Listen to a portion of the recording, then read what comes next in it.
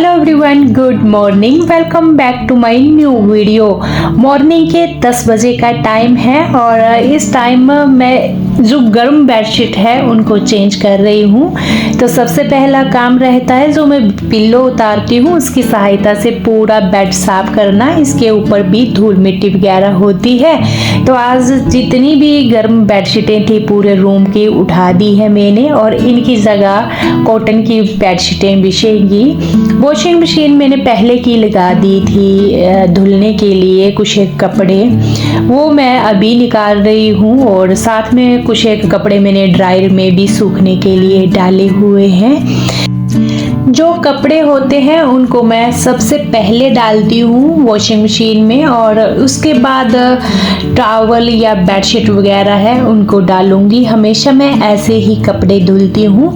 तो अभी लास्ट बारी आई है बेडशीट को धुलने की, तो चलिए जी इनको भी साथ साथ में डाल देते हैं। और आजकल मैं ये लिक्विड ही यूज़ कर रही हूँ, जो सर्फ है बहुत ही अच्छी खुशबू रहती है इसकी। और ड्रायर में जो मैंने कपड़े डाले हैं उनको निकालते हैं। बाकी जो मैंने अभी मशीन में धुले उनको पानी से अच्छे से वॉश करूँगी।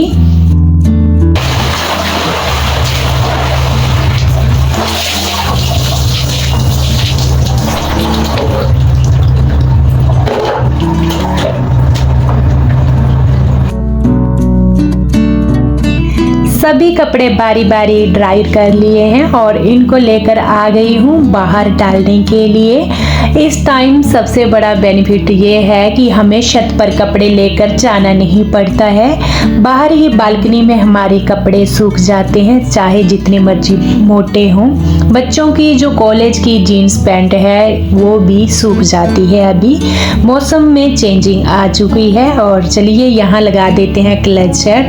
हमारे यहाँ पर ना आज बारिश का माहौल बना हुआ है। 1 2 3 तारे पड़ चुकी हैं और साथ में ग्रिल भी कुछ एक शौक से यहाँ डाली, देख सकते हैं। सिर्फ कल नहीं धुले कपड़े, आज फिर से हो गए। आज बादल है, धूप बिल्कुल भी नहीं है और बारिश का माहौल है बिल्कुल बना हुआ।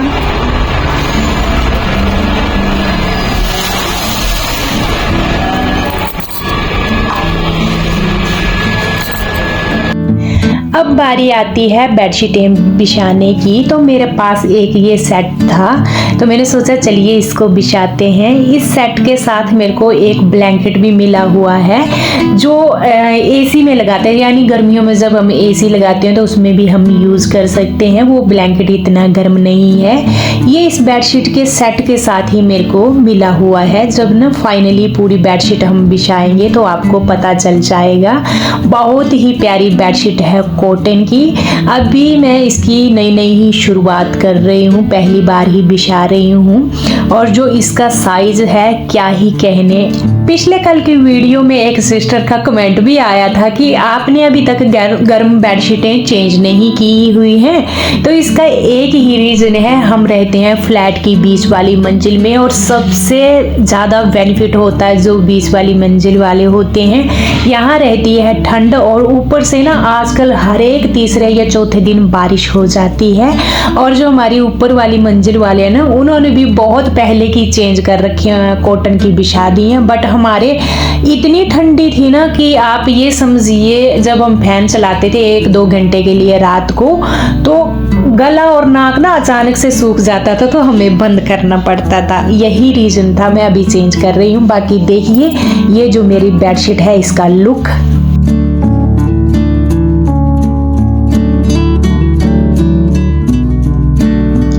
अब चलते हैं दूसरे रूम में और ये बेडशीट भी मैं पहली बार ही बिछा रही हूँ। वैसे ये बेडशीट मैंने फ्लिपकार्ट से ली हुई है और इसकी मैंने शॉर्ट वीडियो आपके साथ शेयर की थी और यूज़ मैं अभी से ही कर रही हूँ। और इसके साथ ना लास्टिक मिला हुआ है जो रहता है पूरा गोलाई में और जब हम इसको एक बार बिछा देते हैं तो ये बेडशीट टच से मस नहीं होती है। सस्ते प्राइस में मिली हुई है, मेरे को इतनी याद नहीं है, शायद 500 या 600 के अंदर की ही ये बेडशीट है।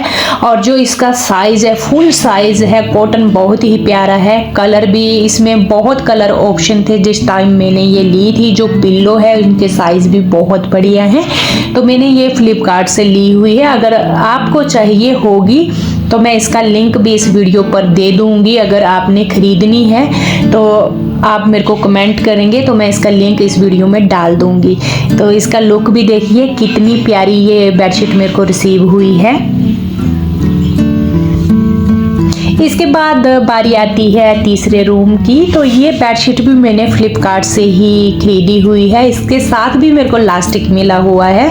ये दोनों बेडशीटें मैंने लास्टिक वाली ही ली और सबसे बड़ा बेनिफिट मैंने बताया नहीं इसका यही है, एक बार बिछा दो फिर कोई झंझट नहीं। जैसे बच्चे दिन भर कूदते हैं, कुछ भी हो गया, हम भी बैठते हैं तो बेडशीटें ना खिसक जाती हैं, एक साइड हो जाती हैं। तो इसका सबसे बड़ा बेनिफिट है कि एक बार बिछा दी फिर ये समझिए कि जब धुलनी है हमने तब ही इसको उठाना है।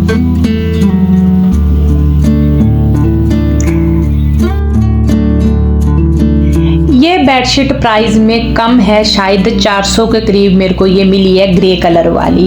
चलिए जी, अब बारी आ जाती है दोपहर के खाने की। तो यहाँ पर मैं आटा गूंद रही हूँ और आज मैं बबरू बनाऊंगी। तो जो बबरू का आटा है थोड़ा सा अलग तरीके से गूंदा जाता है, यानी इसको जोर लगा लगा कर सॉफ्ट किया जाता है, बिल्कुल लिचपिचा बनाया जाता है। इसमें मैंने ईस्ट ऐड किया है, साथ में नमक और दरदरा धनिया, ये 3 चीजें ऐड की हैं। इसको हल्के गुनगुने पानी से मैंने कम से कम आधा घंटा लगा कर गूंदा है। और जिस बर्तन में मैं डालूंगी उसको भी हल्का सा गर्म किया, इसमें मैंने डाला है ऑयल, जिससे ये जो ना, क्योंकि हमने इस आटे में जोर ही इतना लगाया, इतना लिचपिचा कर दिया है कि ये इधर उधर चिपकता है। इसी रीजन से मैंने ये जो पतीली है इसमें तेल लगाया और इस आटे को डाल दिया है अच्छे से। ऊपर भी इसके मैंने तेल लगा दिया है, ऊपर से ना ये हार्ड ना हो। और एक गर्म कपड़े में मैंने इसको लिपेट दिया है, रख दिया है अब फर्मेंट होने के लिए। बस यही इस आटे में फ़र्क होता है। तो मैं बैठ गई थी नीचे, तसल्ली से आटा गूंद लिया। इसके बाद तैयारी कर ली है मैंने खीर पकाने की। आज मैं खीर भी पका रही हूँ। तो चलिए जी, दूध डाल लेते हैं। और खीर में हमेशा की तरह दूध में फुल फैट वाला ही यूज करूंगी। दूध लाई थी मैं 2 केजी और साथ में आधा केजी के करीब पहले का भी मेरे पास दूध था। ज़्यादा ही क्वांटिटी में खीर बनेगी। चलिए जी, इसको रख देते हैं गैस के ऊपर गर्म होने के लिए। जितना टाइम ये दूध गर्म होगा तो उतने टाइम में मैं चावल वॉश कर लूँगी अच्छे से।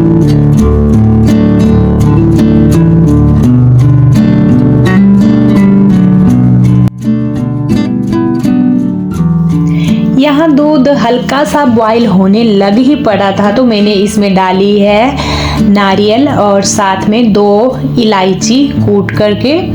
इसके बाद मैंने चावल भी ऐड कर दिए हैं। और खीर बनने में ना इसके बाद मात्र 5 मिनट या 10 लगेंगे, क्योंकि जब दूध बॉईल हो जाए चावल हम ऐड करें तो बहुत ही जल्दी खीर पक जाती है।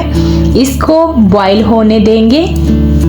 टाइम ये खीर पक रही है उतना टाइम मैं बनाऊंगी हरी मिर्ची की चटनी। बहुत ही टेस्टी होती है। तो मैंने हरी मिर्ची ली थी जो तीखी नहीं होती है, कम तीखी वाली, उसको अच्छे से वॉश किया और एक मिर्ची के 3-3, 4-4 पीस कर लिए हैं। तो चलिए मैं इसकी पूरी रेसिपी ना, फुल रेसिपी आपके साथ शेयर करूंगी।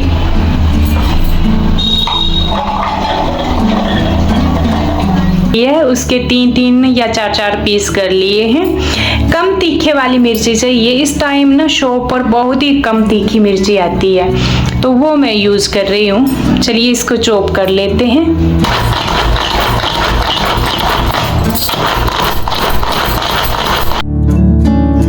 मिर्ची चॉप करते करते यहाँ मेरी खीर भी पक चुकी है और खीर को मैं बस ऐसे ही रहने दूंगी, क्योंकि जब ये ठंडी होगी तो बहुत ही घनी हो जाएगी।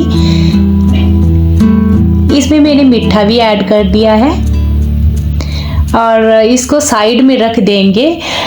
ये जो खीर है ना, बस मैं पतली पतली इसी रीज़न से रखती हूँ, ठंडी हो जाने के बाद ये बहुत ही ज़्यादा घनी हो जाती है। यहाँ कढ़ाई रख दी है जो हरी मिर्ची की चटनी पकने के लिए सरसों का ऑयल ऐड किया है। जब हल्का सा गर्म हो जाए उसमें जीरा, राई और हींग ऐड करना है। फ्लेम बिल्कुल स्लो रहेगी जब हम मिर्ची की चटनी बनाएंगे।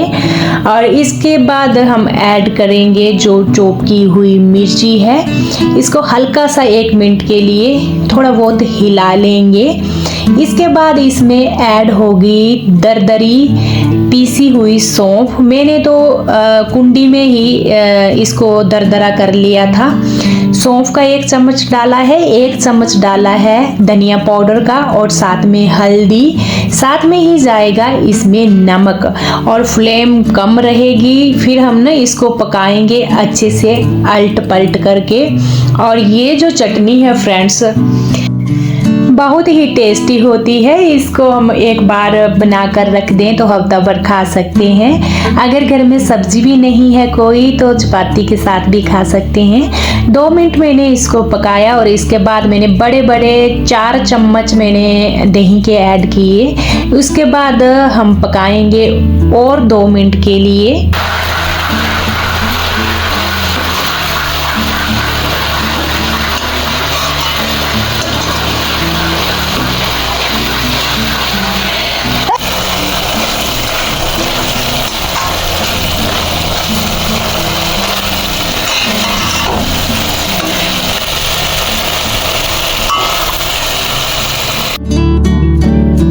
मिर्ची की चटनी पककर रेडी हो गई है मेरी। और इतने ही में मैं आटे को देखने लगी तो आटा इतना फर्मेंट हो गया कि ढक्कन भी ऊपर ऊंचा हो गया था।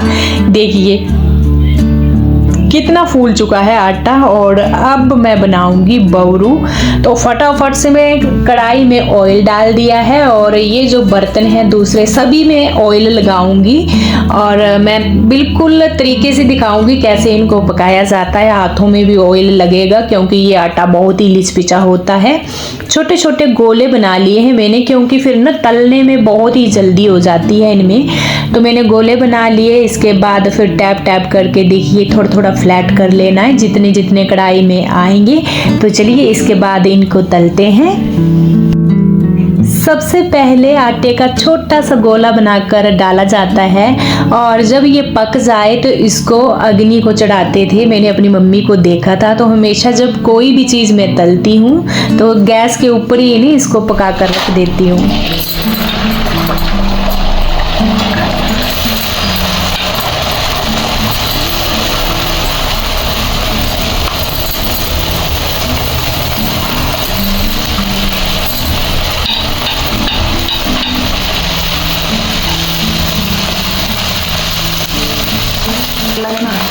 ये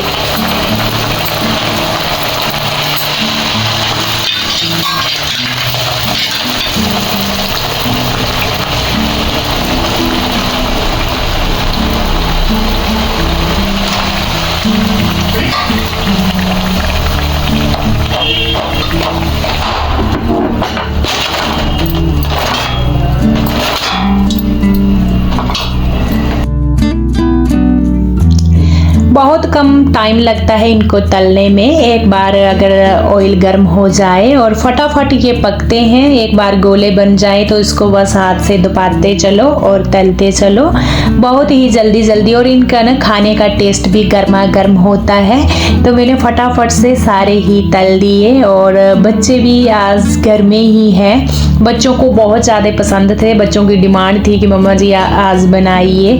तो मैंने सोचा आज सभी घर में हैं तो चलिए उनका पसंदीदा खाना बना दूं। और आज ना बाहर माहौल भी बारिश का है। तो आप देखिए ये बबरू पक चुके हैं। इसके साथ साथ ही मैं खाने की प्लेट लगा दूंगी। गर्मा गर्म ही इनका खाने का टेस्ट होता है। आपने देखा था मैंने कितना सा आटा गूंदा था और फिर ना कितने पक गए। ये बहुत ज़्यादा पक जाते हैं, बहुत बरकत होती है इस आटे में। चलिए प्लेट लगाते हैं। मिर्ची की चटनी ले ली, बबरू और साथ में खीर। बस मैंने एक ही प्लेट लगाई है, बाकी पूरे बर्तन नीचे रखे और वहाँ जाकर हम खाना खाएंगे।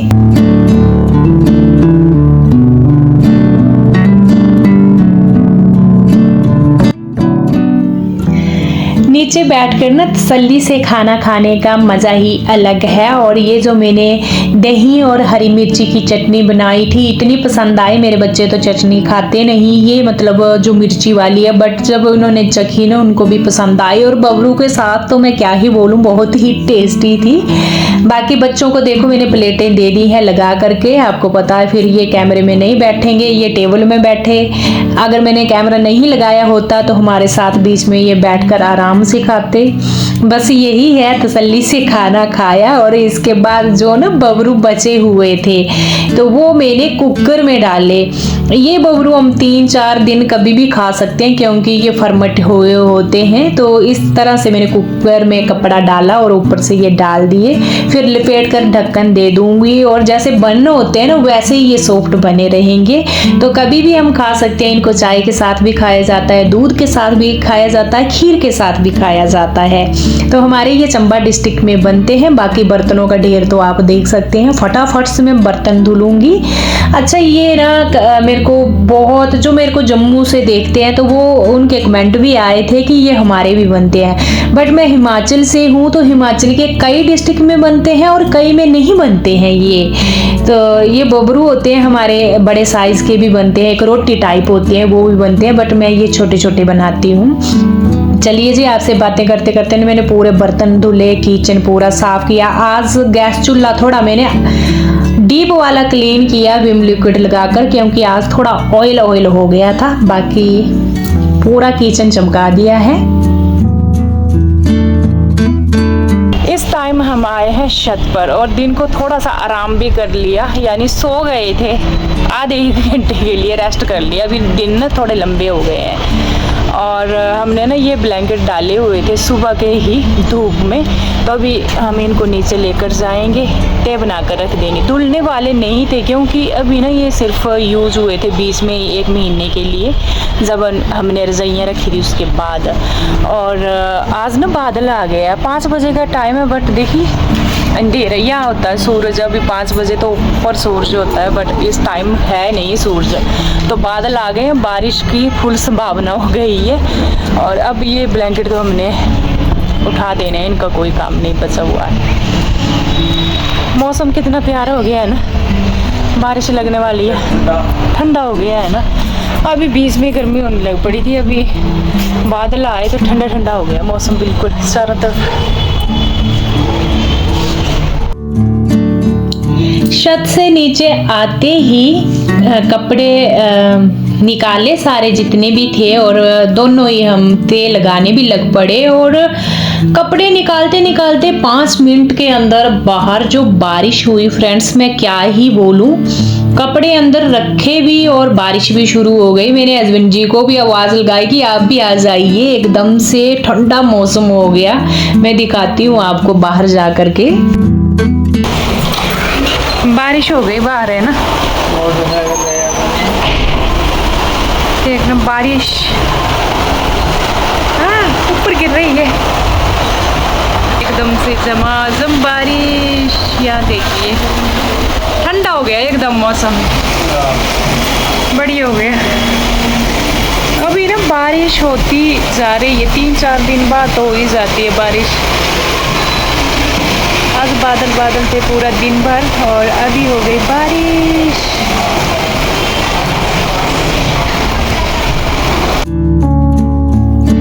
बाहर हो गया है ठंडा मौसम और अप्रैल मंथ चल पड़ा है। इतनी गर्मी होती है इस टाइम, बट तीसरे चौथे दिन बारिश हो जाती है तो ठंडक हो जाती है, सुकून मिल जाता है जब ऐसी ठंडक हो गर्मी के मौसम में। हर एक तीसरे चौथे दिन बारिश हो रही है। तो चलिए जी, यहाँ पर कपड़ों की तय लगाएंगे, अरेंज करूंगी मैं कपड़ों को। और आपसे बातें करते करते मैं ब्लॉग की एंडिंग पर भी पहुंच गई हूँ। कल मिलूंगी आपसे एक प्यारे जैसे ब्लॉग के साथ, तब तक के लिए bye bye and take care.